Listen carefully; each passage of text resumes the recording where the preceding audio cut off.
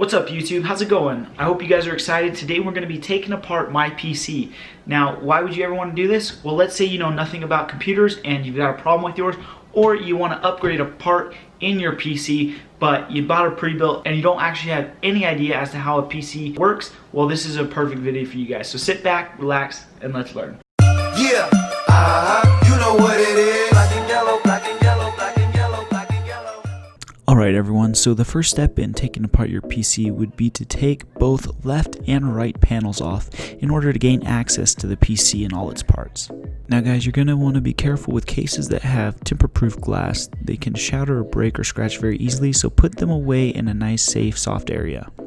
With this particular case, and if I'm not mistaken, most cases, the right side panel actually screws in from the back, and then it'll just slide off nice and easy.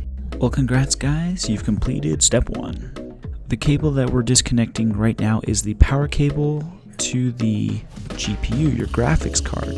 One of the most important and exciting parts of the computer. Well, that's how it's powered. To take out the GPU, not only will you have to disconnect the power cable from it, but there's a little side plating that keeps it in place and keeps it from falling. There's a few screws that you're going to have to unscrew, and after that, you'll be able to easily just take her out. When unseating the GPU or taking out the GPU from the motherboard, remember to use equal upward pressure on both left and right sides.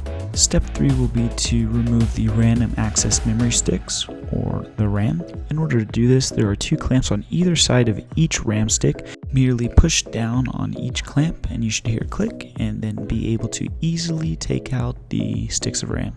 Step 4 will be to disinstall the power supply. The power supply gives power to the various components of the computer. Here we are disconnecting the 24-pin cable, which gives power to the motherboard. Next will be the USB 3 cable. Following will be the front panel audio. Next will be the front panel lights and switches. Moving on, we're going to go up top to the 8-pin cable that splits into 4 pins. This supplies power to the CPU fan. Here we have turned the computer over and are going to just pull all the wires out the back that we just unplugged. Now I did build my own PC, it's not a pre-built, so I did my own wire management. So here I'm going to have to go ahead and actually cut all of those zip ties I used to group the wires together.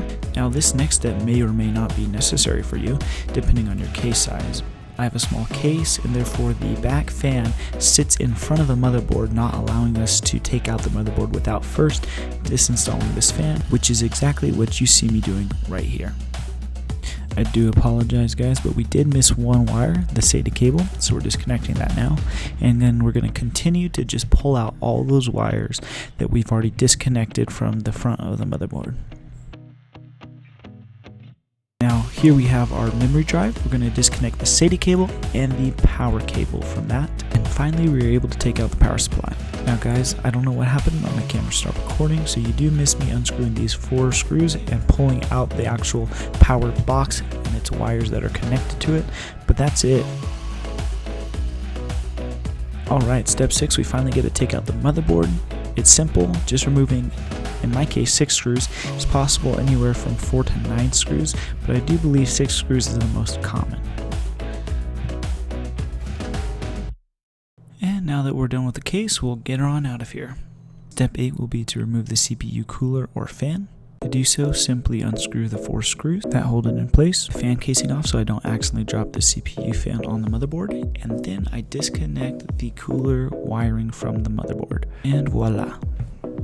And lastly, step 9 is to remove the CPU. Apply slight downward pressure on the lever on the right. This will allow you to take out the CPU. Be careful not to touch the top or bottom of the CPU in order to not get your oils onto it. There it is guys, how to disassemble your computer or how to take apart your PC, whatever you'd like to call it. Feel free to pause the video anytime so you can follow along step by step. Alright guys, well there she is. I really enjoyed making this video. I hope you guys enjoyed it just as much as I did. If you did and it helped you out, you learned something, go ahead and leave a thumbs up in the comments below. Don't forget to turn on the ring notification bell and subscribe in case you do want to see any more unboxings, reviews, assemblies, how-tos. It's all here guys. Hope you guys have a fantastic day and we'll see you next time.